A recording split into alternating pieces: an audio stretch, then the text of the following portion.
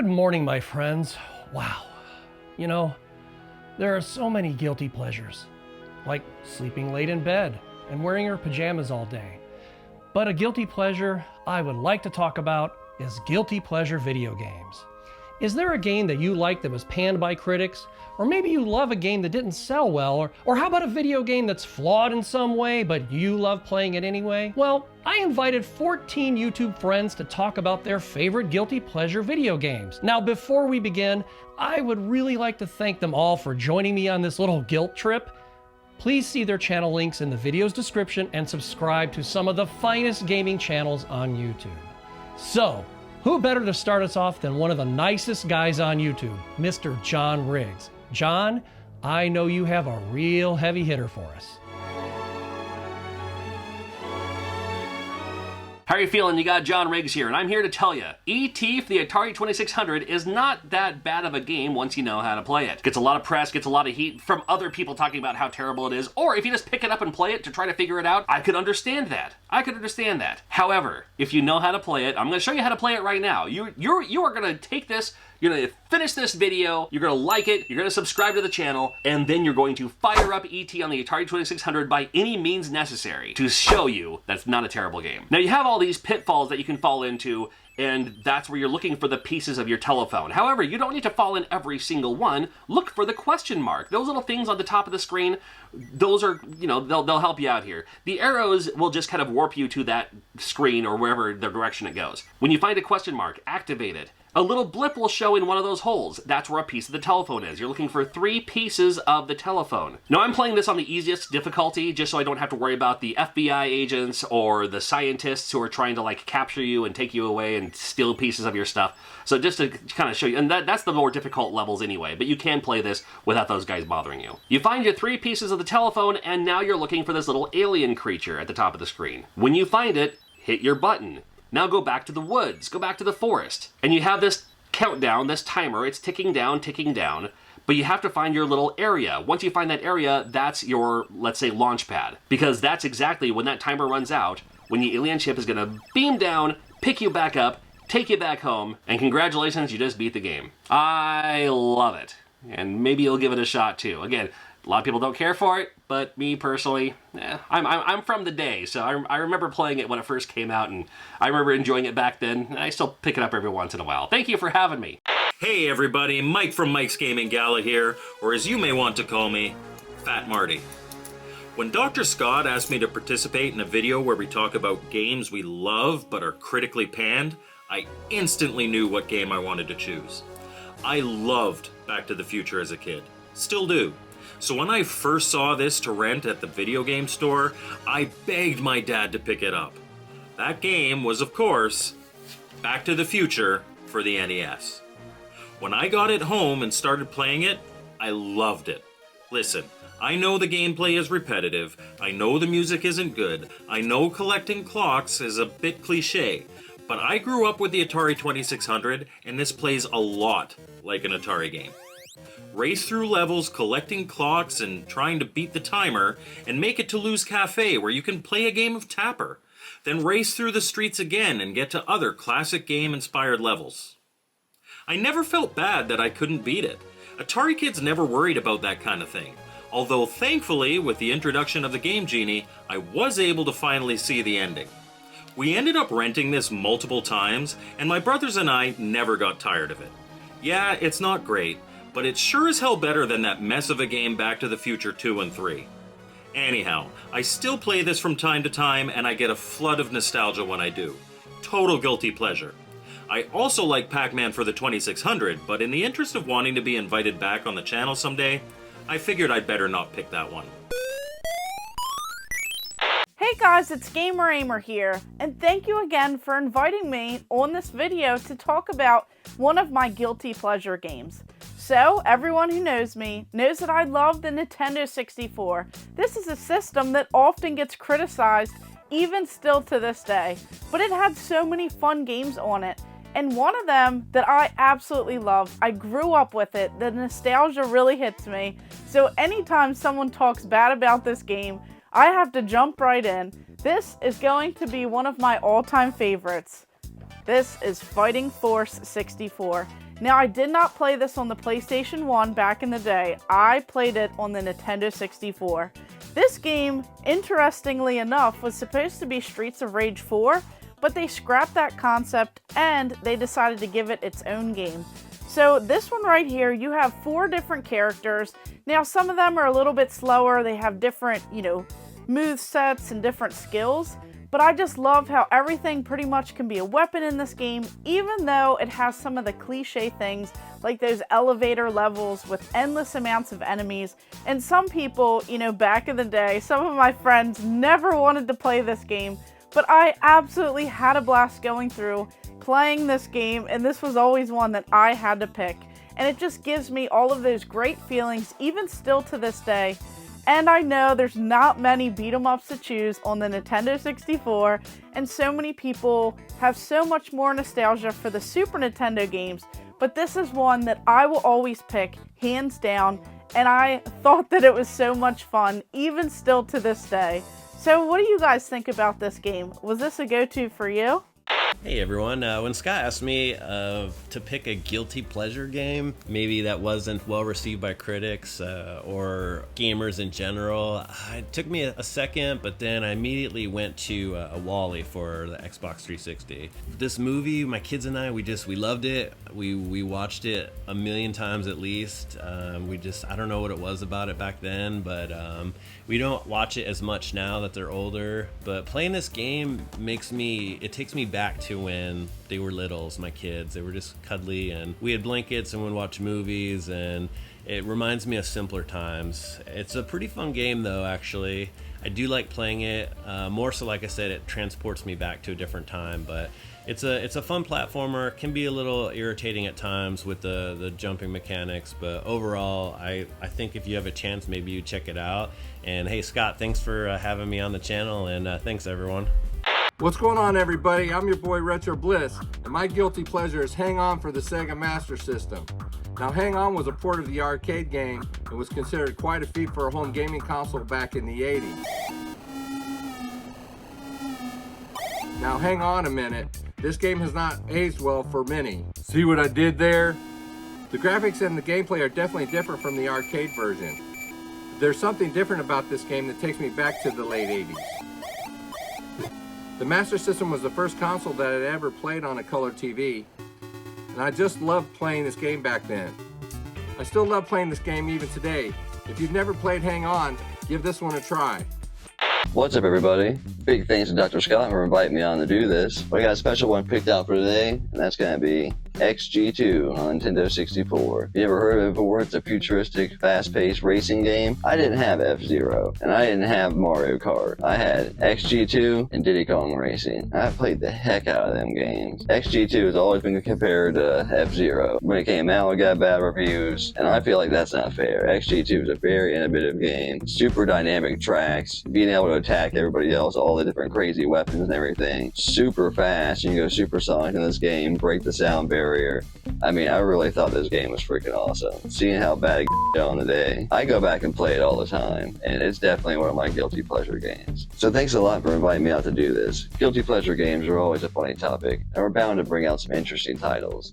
Alright, so when I read the question, one game immediately popped into my mind, and that is none other than Sonic 06. Because this game is a glitchy, buggy nightmare, the story is overly convoluted and just way too dark for a Sonic story, and a lot of people just don't like it. But personally, I really enjoy the gameplay, and I think it builds off the Adventure formula in some really unique and fun ways. I grew up with Adventure 2 and then later got Adventure 1, and I absolutely adore both of those games, but I hadn't played this till I tried it for a video a couple years back, and I had a really great time with it. You know, I was always one of those people begging for a Sonic Adventure 3, and then I played this and realized that this is both it and why they never made an official Sonic Adventure 3, because they thought the formula went to because this game was bad.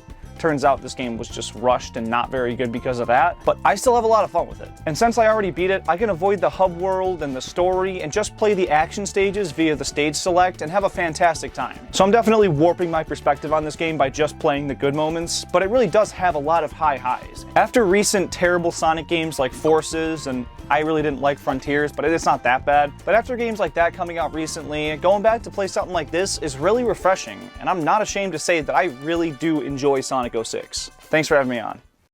So far, So guilty. There are so many guilty pleasures. No, my first name ain't Baby, it's Janet. Miss Jackson if you're nasty.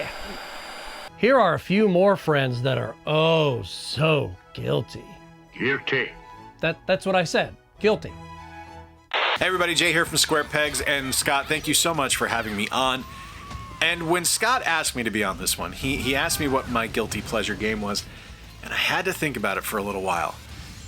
And for me, it's something where a guilty pleasure is one that is something that I like, and I'm not ashamed to like, but when I look at it, I go, this is way outside of what I normally play, and it's a little bit different than what my normal personality portrays. And for me, my guilty pleasure goes back to the Xbox 360 and the PS3 days with Lollipop Chainsaw. Now, if you've not played Lollipop Chainsaw, it is a third-person action zombie slaying game where you play a very scantily clad cheerleader. You are going through, the game is ultra raunchy, ultra violent, and absolutely the best kind of exploitative. It is a 1970s slasher movie come to life. I love it. It's fantastic. The gameplay is wonderful. The storyline is great. It's James Gunn at his absolute most demented. And I cannot say enough how much of a great game it is. Scott, thank you again for having me on. And everyone, remember to play more games, stay square, and take care. Hey, what's up everyone? Game Dad here. And my game that kind of universally was panned by critics, but consumers, they still kind of like it, is Sonic Frontiers. And this game, it is, in my mind, completely different from other Sonic games because it gives you much more of an open world style feel to it. And I think it's a ton of fun. I still have not beat this game because I've been playing other things, but this one is one that I keep going back to and keep chipping away at little by little because it's really cool. It flows nicely, and just overall, I mean, it's really fun for a Sonic game. It's not classic 2D side-scrolling or anything like that, but it adds a lot of new flavor to what is the typical Sonic game formula. But that's mine right there, is Sonic Frontiers on the Switch. Hey y'all, it's your man Technish, aka Gene from Caps Off Gaming.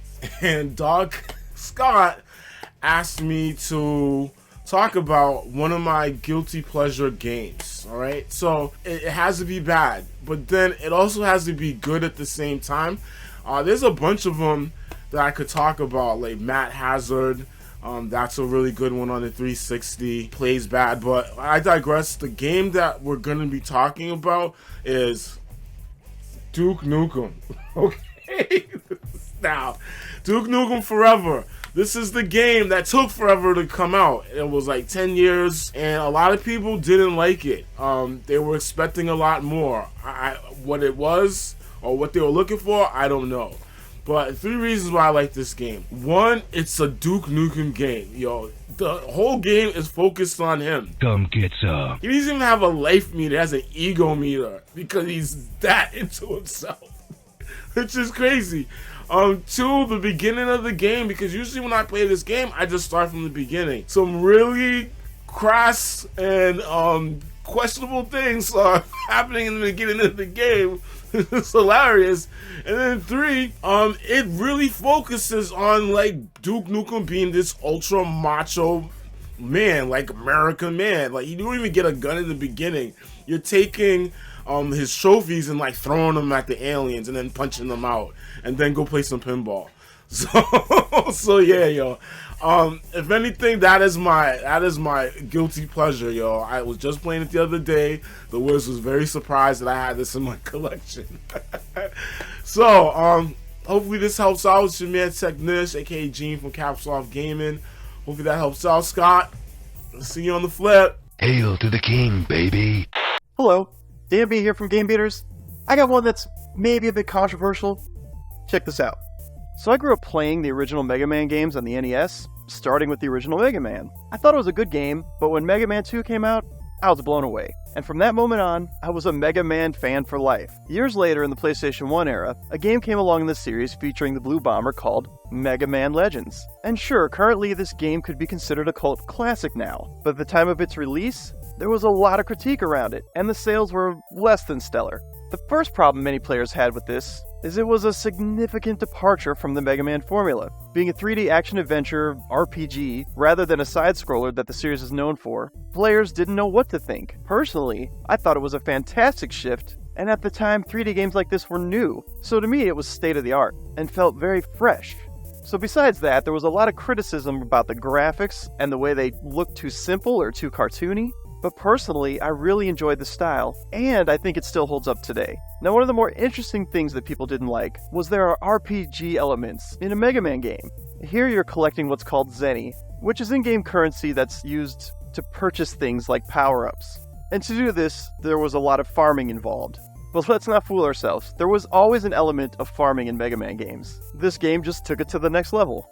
So as far as the story goes, you now have voice actors, which people are either going to find cheesy or charming. I tend to go with the latter, and I just really like the way these characters are handled, which adds so much to the story. As far as difficulty goes, this game has a good balance between the combat, the puzzles, and the exploration. So really, I think the only reason this game got panned was the leap to 3D. I feel like this game would be perfect for a modern-day remake or an upgrade, but overall, this game is a great experience, and enough so where not only was there a sequel, but there are large petitions to get a third one made. If you haven't checked out Mega Man Legends yet, it's a really fun experience that I like to go back to and visit from time to time. And honestly, you could do way worse. So there you have it, Mega Man Legends. Thanks to Game Closet for having us, and see you soon. I'm just going to jump on video here and just let it run. I'm not sure if I'll be able to do any editing or not. I might not have time. But when Scott asked me to talk about a guilty pleasure game for his new video, a few titles came to mind. There's a lot of games that I like that a lot of people don't like, but the one that stuck out the most to me was Kung Fu for the Atari Lynx. Hey, look at it. Looks pretty good, right? I don't know. I thought it did.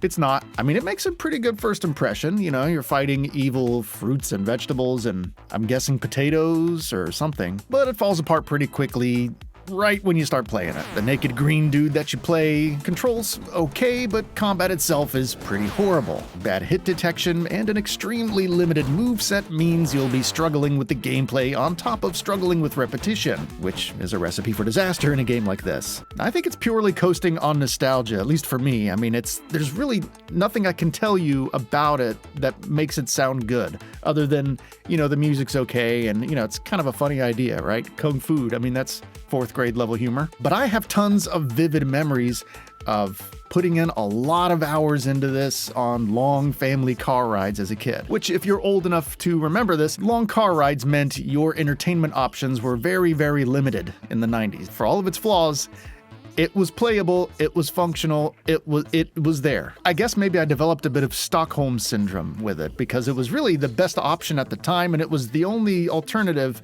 to just looking out the window and being bored out of my skull, right? And even now, even though I can't really defend it in any logical way, I still kind of like it. I still just kind of get a kick out of it. And I think it's 99% nostalgia and 1%, you know, it's kind of funny. I mean, look at it. Now, at the end of the day, I don't really believe in guilty pleasures, right? I think people should play whatever they want to play and they should enjoy themselves. It doesn't matter what I think of what you play or anything else. But I also think it's okay to recognize sometimes that we like games for completely irrational reasons. There's nothing wrong with that, but it's kind of fun to acknowledge that. And this is one of those for me. I mean, now, of course, I know there's way better games on the Lynx. Hell, there's even better beat-em-ups. I mean, there's a port of Double Dragon, there's a port of Ninja Gaiden, but it doesn't matter to me because it will always hold that weird, probably kind of unearned, but still special place in my heart and in my memories. That is a very good question. I had to think about this a lot because I don't think there are any that have been panned so much as just nobody's heard of. But for me, the game is Time Traveler. This was released by Audiogenic in 1985. And you find yourself in the future, 1990. And you wake up from a deep sleep. And basically you have to help Father Time restore the time crystal and restore balance to the time of the world. Does he look like an old bearded man? I thought that was him in the helmet there, but that was actually supposed to be us, I think. Yeah. But the reason I like it is I found it in the bargain bin at WH Smith's in the UK. I think it was £1.99. But being 13 years old or whatever I was, maybe I was 23. But I was so excited to just get it home based on the storyline and the time travel elements. And when you load it up and play it, and I did play a live stream, which you can see linked just here in the corner. didn't come up. It's linked just here in the corner. Never mind. That. Now it comes up. You'll see how simple it is. Very basic game, but not written in basic, I don't think. But I just loved it. I loved the atmosphere. I loved sitting in my bedroom trying to work out how to travel through time as a 13-year-old. Speaking of which, I'm now 50, so I suppose I have traveled through time, haven't I? We all have. We all have. And you're 5. How old are you? Oh no, we shouldn't never ask a lady that. But what about you? What game is it for you? So I think growing up, also now, like, Pokemon was kind of the thing that you were either like really a part of or you rolled your eyes at, and you know, over time it got nerdy. But then they came out with some really great video games, especially for the Nintendo Switch. Yeah. And I think I have like 3 or 4 different ones, and they also brought back Pokemon Snap and Pokemon, I can't remember what it's called, but it's where you actually like battle the Pokemon. And so for me, yeah, I love the Pokemon games. The open world ones are especially great. Yeah, very good. Yeah, I don't think there's anything nerdy about just enjoying something. I think we should all let each other just enjoy things, whatever that particular thing might be, whether it's panned by the critics or not. Agreed. Perifractic, what's your favourite one? Oh, you like treats. Yeah. They're not panned by anyone, are they? I think we all love treats. Well, this has been a treat. Thanks for the great question. Back to you. You know, there's nothing like a great workout. But I am feeling especially guilty today. And before I tell you just how guilty I am, I'd like to thank my friends again for joining me, because this video wouldn't have been possible without their help. Well, my guilty pleasure game is a subpar game that critics absolutely destroyed in 2009. Its concept and mediocre story are just fascinating. Why? Well, because mainly of the weird time travel elements. It's Darkest of Days for the Xbox 360. The first copy I bought must have been haunted, because it crashed both of my Xbox 360s. I wanted to play the game so badly that I bought a second copy. And I'd like to say, I'm sorry. Darkest of Days is a first-person shooter where you play as Alexander Morris, a soldier at the Battle of Bighorn who is rescued by a time traveler from a group called Chronotech. Of course they called it Chronotech. You are harvested from the battle to help restore time disturbances that have been popping up throughout history. You're then trained in modern weaponry and sent to different battles in history with the purpose of protecting important figures from being killed. They even arm you with advanced weapons so you can tip the scales in your favor. The graphics are very, very muddy, and there were times I couldn't even tell the difference between enemy soldiers and my side. Plus, there are a ton of glitches and plenty of screen tearing. Soldiers fail to fall down when shot dead, people pop through walls, you can get stuck behind objects. The sound design sounds like it was done by high schoolers in the 1990s. What the heck, somebody's got to do those drama projects, right? But the cool thing is you have the edge and information from the future bestowed upon you by your Chronotech benefactors. Hey, how about an Uzi during the Civil War? Or a laser-guided mortar gun in World War I to help you obliterate the Germans? Who wouldn't want to mow them down like you were a god from the future? But sadly, you only get to use the futuristic weapons for a short period of time. Then it's back to using time period crappy weapons. Sure, it sounds easy just to show up with advanced weaponry and just take them out. But don't get me wrong, the game is challenging. When it's working.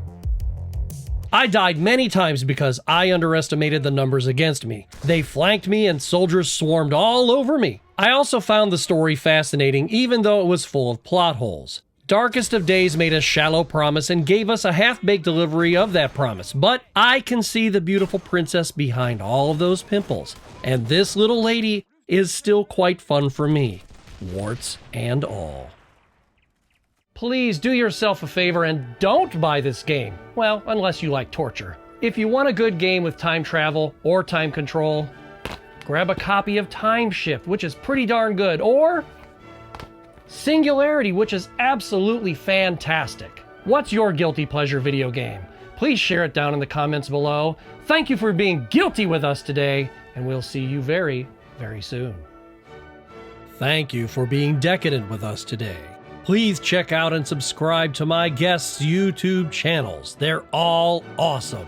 And for more gaming and insanity, hit that like button and subscribe to Dr. Scott's Game Closet, because you never know what I'll do next.